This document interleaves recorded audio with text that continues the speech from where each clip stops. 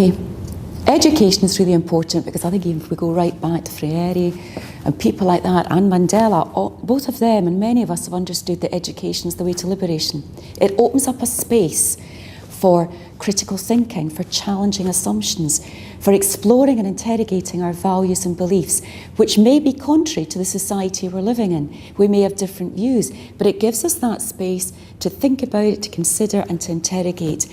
And it gives us a space that can lead to transformation. So good, high quality teaching and learning is vital.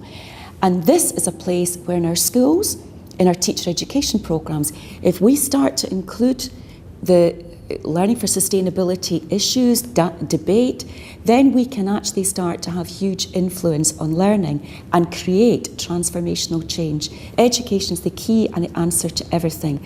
And in Scotland, again, I think we're fortunate with the Curriculum for Excellence because it's based on values and beliefs, it's based on interdisciplinarity, and it gives us that space to ask questions, not just in one subject area, but right across the curriculum about what our world looks like.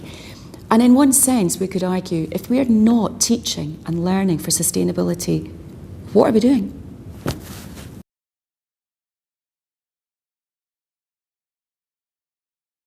The key challenges lie in, firstly, everybody understanding what the term means.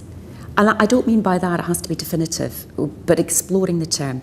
There was already some fantastic work going on in global learning, global citizenship, in outdoor learning, and sustainable development education. What we have done is bring it together in one term, because learning for sustainability includes more than the human. It includes the environment, understanding the ecological sense of our planet, of our environment, and understanding what is happening and how we can make change, in fact how we have to make change. So the title Learning for Sustainability became really important. But people sometimes are going, I don't really know what that means. And then you say, well, did you work on gardens in your schools? Did you do outdoor learning? Did you do eco schools, etc.? People say, yeah. Say, well, that's part of it, but it's not all of it. The key for me in learning for sustainability is that whatever you are doing in schools, whether it's understanding litter or waste or growing food or whatever, the important thing is not exactly what you've done, but what do we learn from it? What are the learners learning? What are the teachers learning from it? Because if we understand what we're learning from what we do and why we do it, then we will create deeper change and have the skills and the abilities to then take that forward into our world. So challenges, we need more professional learning, high quality professional learning. We've been doing that in Scotland with the Learning for Sustainability and British Council programme. We are taking that across Scotland. There are lots of universities doing programmes in professional learning on learning for sustainability and associated ideas. But that, I think, is the biggest challenge for us. Also, the challenge we have too is, and I know this from years of working in professional learning and at the General Teaching Council, you will get real systemic change if you have the leadership in your school on board and the teachers. If it's left to individual lone warriors, it won't work. It's good for them and it's good for their learners, but it doesn't bring about that transformational change, that systemic change we're looking for. So we need a lot more inquiry into this whole area that's done at a whole school level. It's an ethos, not just content. So we need the ethos in the school to support it, to understand it, to look at it as a whole school issue, underpinning everything we do in the curriculum, underpinning our dispositions as teachers and as learners, and in that way we will begin to create that change. It's a culture change, it's not going to happen overnight.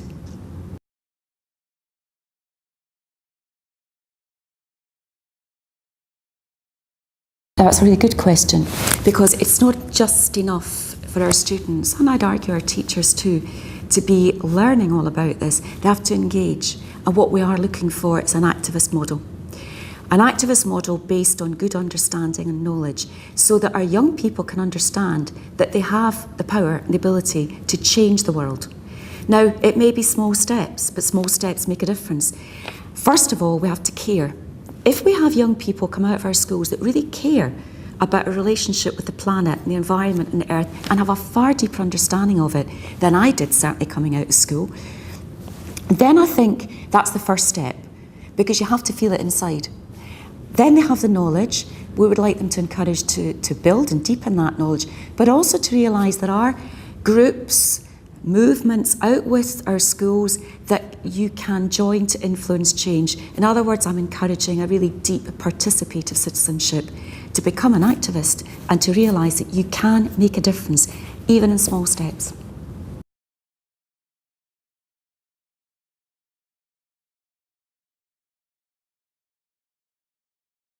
More people are talking about it, and that's great. More people talking about it, a lot of people saying, what does this mean? And I think we've moved considerably from the idea, that's something that Hannah does. She's really into sustainability, she's into green issues.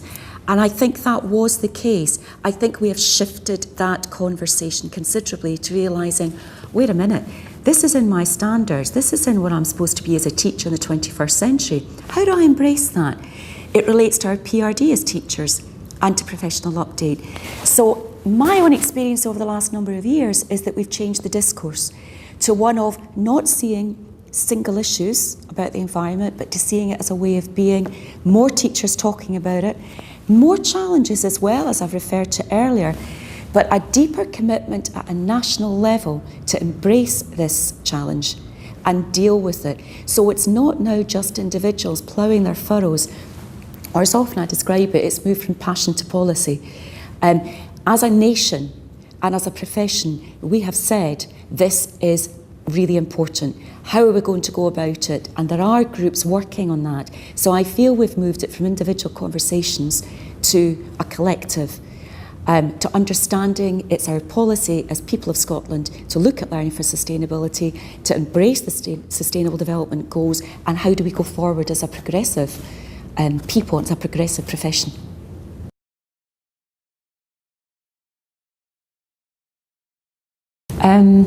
Not as much as others that you will interview, but what I would say is that some of the learning networks I've been at internationally, now I go back to when I was at the General Teaching Council and recently from here, there has been a considerable, should I use the word professional envy, that we have taken these steps in Scotland. And a lot of countries that colleagues I've spoken with internationally are quite envious of the position we have for this reason. Our policy, our politicians, our policy, our professionalism and our teachers seem to be in the one place. We're not arguing against each other. And many countries envy that. But also that we have embraced the learning for sustainability issues straight into the heart of our schools and teacher education programmes. And as a nation we have politically. They're quite envious of that because many of them are still trying to fight for that agenda at a systemic level. They're still working as individuals.